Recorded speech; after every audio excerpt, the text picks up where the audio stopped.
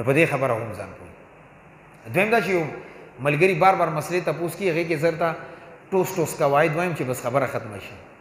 نن سبا په دې موبایل باندې مختلف اپلیکیشنز دي، دا بی فور یو او دا کلک پے آن او دا بیٹ کوین او لی کوین وغیرہ وغیرہ، دا څه د ډیجیټل کرنسی نومونی، خو بهرحال مختلف پروګرامونه په مختلف نومونو باندې نن سبا په موبایل باندې راځي.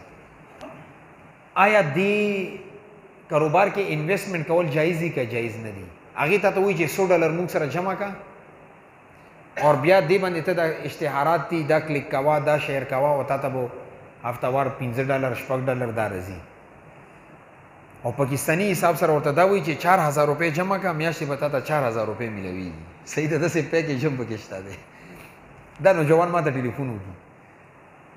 نو یو قاعده اوس بېتا یاد ساتئ چې په 4000 روپو باندې 4000 روپۍ ګټه میلوېږي او په $100 باندې $100 ګټه میلوېږي.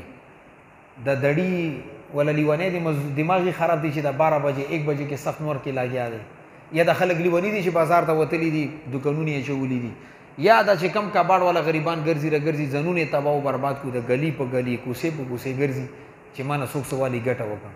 خو دا به ټول پکې لاندې ناست وي، ځان ته بي سي لګولی او د موبایل کې به پیسې ګټلې. دا کمکلتوب دی، دا احمقتوب دی، دا لیونتوب دی.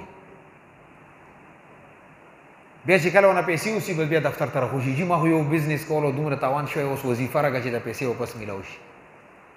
نظر دی چې څه وخت کې د اپلیکیشن کې تا پیسې جمع کولی وخت ته ما نه ولې تپوس نه دی کړی. او به داسې وخت کې د دې علاج لا وړ دی ښه چې یو غټ کوتک در سره لاس یې په د ملا باندې یو سل ګزارې پوره کړي.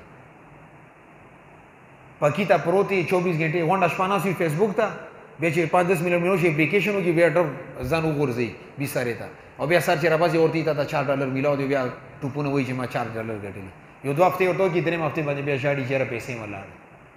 زه ورته وایم چې ډبل شا په 2 قسمه باندې دی. یو هغه ډبل شا چې دلته کې خارج کې او دفتري او کاري او پیسې خلکو نه جمع کړي لاړې یوړې، او یو د موبایل ډبل شا دی. دا اپلیکیشنز دا سافټویر دا ټول د موبایل ډبل شا دی. هغه دا ډبل شا خو دا و چې ښکارېدو دا ډبل شا خو ښکاري نه چې دا څوک دی، د دې اپلیکیشن ډایرکټر څوک دی، د اپلیکیشن ایجاد چا کړی دی، څوک یې اپریټ کړي، کوم ځای نه چلي، هېڅ نشته. دا خو داسې کمکلتوب دی لکه یو سړی سمندر ته پیسې واچي او دا امید باندې په غاړه باندې ناست وي چې دې نه به انشاءالله اوس ما ته دا په ډبل پیسې میلوېږي. نه چې سمندر ته په ډبل باندې پیسې نشي درکولی، که دا رنګې د اپلیکیشن ټول ګپ شپ دی.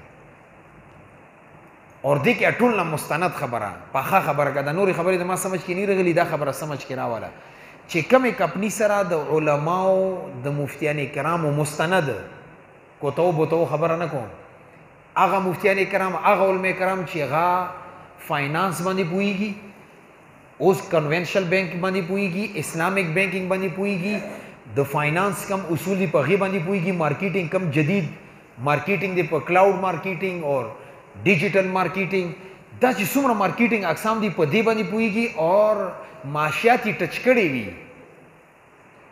هغه یو مضبوط ټیم ورسره وي، هغې ورته وي چې او دا کار جایز دی یا ناجایز دی، هغې باقاعده یو فتوا موجود وي، بیا هغې کې کار کوه. خیر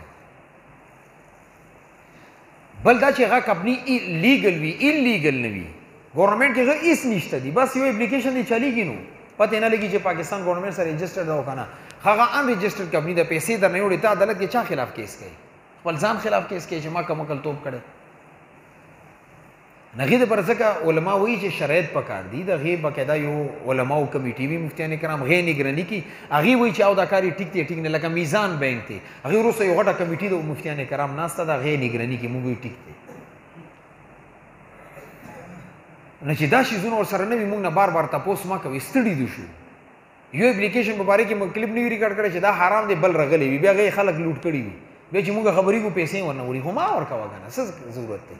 مارکیټ ته روزه ځان نر جوړ کا، څنګه دغه بازار کې نران لګیا دي، دکانونه دي، تجارت دي، کاروبار دی، څوک ډیډي مزدوري کوي، څوک پنډیتوب کوي، چا لاس ګاډې راخستی، دغه ځان نر جوړ کا. په دې موبایلو باندې پیسې ګټلی شوې، د خلک لیوانیان دي، دا زرونه مارکیټونه جوړوي، ټول به موبایل ته ناست وو که نه. د یو ژنه د کم نوجوان طبقه ده، لږ ځانونه هوښیار کې الله رب العزت غټ سر در کړی، ښه ښکلي لاسونه خپې در کړي دي، روزه میدان ته کار وکړه، خپل یو تا دکان واچولو، هغې کې د مثال 1 लाख روپو، 2 लाख روپو، 10 लाख روپو وړه غوړي چیني واچولو، کم از کم شته خو دي که نه، په کباړ ریټي خرڅ کا څه خو به درته میلاو شي کنه او چې اپلیکیشن ختم شو بیا به مچان شړې ځان نه څه وندر سره نه وي دیو جنا آنلاین دغه بزنس او کاروبار او دا چې څومره پوری مستند مفتیانو په غي باندې فتوا نه دی کې لکه گزاره کې دینه ځان ساتي